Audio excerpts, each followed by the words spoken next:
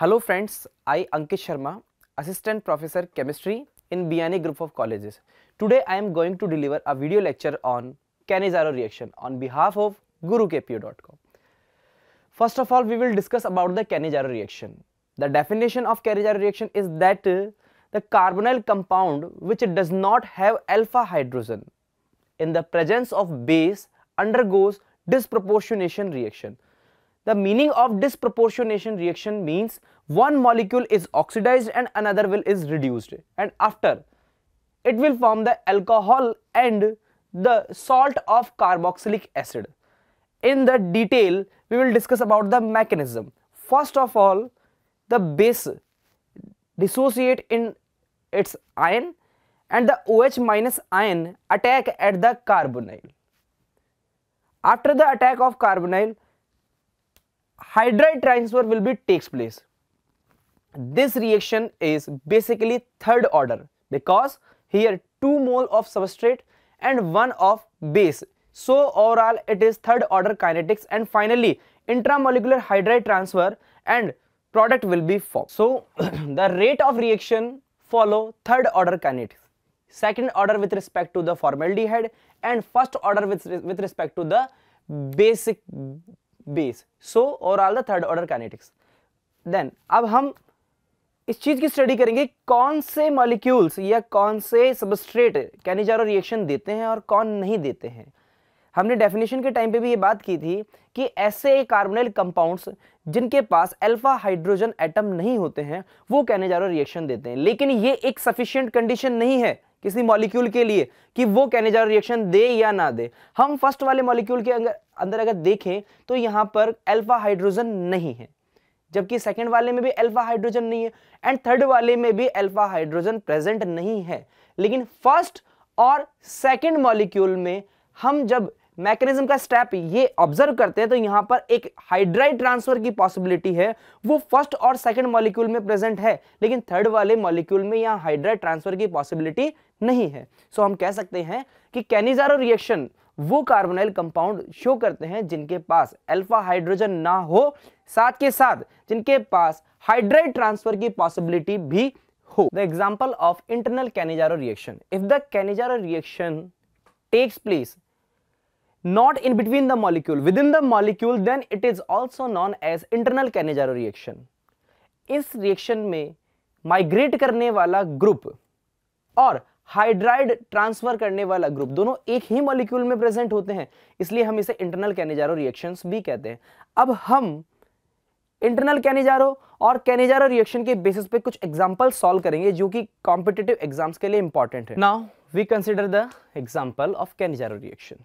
In this example, product is the carboxylic acid formed by this fragment and the alcohol formed by this fragment. हम कहते हैं कि carboxylate ion इस fragment से बनता है जबकि अल्कोहल इस फ्रेगमेंट से बनता है. अब यहाँ पर जो मेजर प्रोडक्ट होगा वो ये होगा. बाकी पॉसिबिलिटी तो ये भी होती है कि ये OH minus first of all यहाँ अटैक करे और फिर कार्बोक्सिलेट आयन यहाँ बने और अल्कोहल उस मॉलिक्यूल का बने. लेकिन हम यहां ये कहते हैं कि बेस का जो मॉलिक्यूल है वो अटैक कहां करेगा, वो डिपेंड करता है उस कार्बोनाइल की रिएक्टिविटी पे. हम ऐसा कह सकते हैं कि यहां जो बेंजीन रिंग जुड़ी हुई है उससे पैरा पोजीशन पे NO2 नाइट्रो ग्रुप जुड़ा हुआ है जो कि -R इफेक्ट यहां पर वर्क कर रहा है, और -R इफेक्ट इस ग्रुप का लगने के कारण यहां पर ये इलेक्ट्रॉन विड्रॉइंग नेचर ऑब्जर्व होता है, जबकि यहां ऐसा कोई इफेक्ट ऑब्जर्व नहीं हो रहा है. तो हम कह सकते हैं कि इस कार्बोनाइल पर इलेक्ट्रॉनिकली डेफिशिएंसी क्रिएट हो रही है, जबकि यहां पर ऐसी कोई डेफिशिएंसी है ही नहीं. तो आने वाले न्यूक्लियोफाइल के लिए यहां अटैक करना इजीली पॉसिबल है, जबकि यहां अटैक करना इजीली पॉसिबल नहीं है. अब हम रिएक्टिविटी ऑफ कार्बोनाइल को कुछ थोड़ा डिटेल में पढ़ते हैं. कार्बोनाइल की रिएक्टिविटी को देखने के लिए हमने यहाँ पे 3 एग्जाम्पल लिए हैं. First formaldehyde, second acetaldehyde and third one is the acetone. जब हम फॉर्मल्डिहाइड की रेजोनेटिंग स्ट्रक्चर बनाते हैं तो oxygen more electron negative atom होने के कारण अपनी और इलेक्ट्रॉन डेंसिटी को अट्रैक्ट करता है. इसके कारण यहाँ negative more electron negative atom पे नेगेटिव चार्ज आएगा और लेस इलेक्ट्रॉन नेगेटिव एटम पे पॉजिटिव चार्ज आएगा. ठीक इस तरीके से नेक्स्ट एंड नेक्स्ट स्ट्रक्चर में भी कुछ इस तरीके की रेजोनेटिंग स्ट्रक्चर यहाँ पे हमने ड्रॉ की है. ठीक है। अब आने वाले न्यूक्लियोफाइल को अगर फर्स्ट मॉलिक्यूल में देखा जाए तो यहाँ पॉजिटिव चार्ज नजर आ रहा है, इसलिए न्यूक्लियोफाइल यहाँ अटैक करेगा। सेकंड में यहाँ पॉजिटिव चार्ज आ रहा है तो यहाँ अटैक करेगा। थर्ड में यहाँ पॉजिटिव चार्ज नजर आ रहा है तो न्यूक्लियोफाइल यहीं आकर के अटैक करेगा। लेकिन अगर हम एक ही न्यूक्लियोफाइल डालें इस रिएक्शन में तो या तो न्यूक्लियोफाइल यहां अटैक करेगा, या न्यूक्लियोफाइल यहां अटैक करेगा, या न्यूक्लियोफाइल यहां अटैक करेगा। तो इसके लिए हमें रिएक्टिविटी ऑफ कार्बोनाइल कंपाउंड को देखना होगा।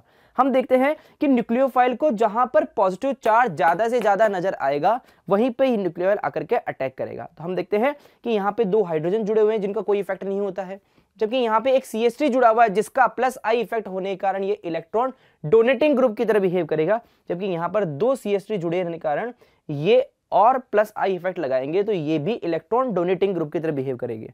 तो हम कह सकते हैं कि जो पॉजिटिव चार्ज है मैक्सिममली यहाँ प्रेजेंट रहेगा, उसके बाद में यहाँ और उसके बाद यहाँ। तो आने वाले न्यूक्लियोफाइल को ज्यादा से ज्यादा पॉजिटिव चार्ज यहाँ नजर आएगा तो ये न्यूक्लियोफाइल यहीं अटैक करेगा। दैट मीन्स हम कह सकते हैं कि रिएक्टिविटी ऑफ कार्बोनाइल कंपाउंड में जो सबसे ज्यादा रिएक्टिविटी होती है वो किसकी होती है? फॉर्मेल्डिहाइड की, फिर एसिटाल्डिहाइड की, देन एसीटोन की। सो इन कैनिजारो रिएक्शन हम मेजर प्रोडक्ट को कैलकुलेट करने के लिए या मेजर प्रोडक्ट को आइडेंटिफाई करने के लिए first of all reactivity of carbonyl compound check करेंगे। और कि जो शॉर्ट ट्रिक होती है वो कुछ इस तरीके से होती है कि NaOH में बेस का मॉलिक्यूल जिस कार्बोनाइल पे अटैक करता है उसका एसिड मेंटेन रहता है और जो रिमेनिंग पार्ट है उसका अल्कोहल बनता है। Thanks for watching this video. Please like, comment, share and don't forget to subscribe our YouTube channel and visit our gurukpo.com website.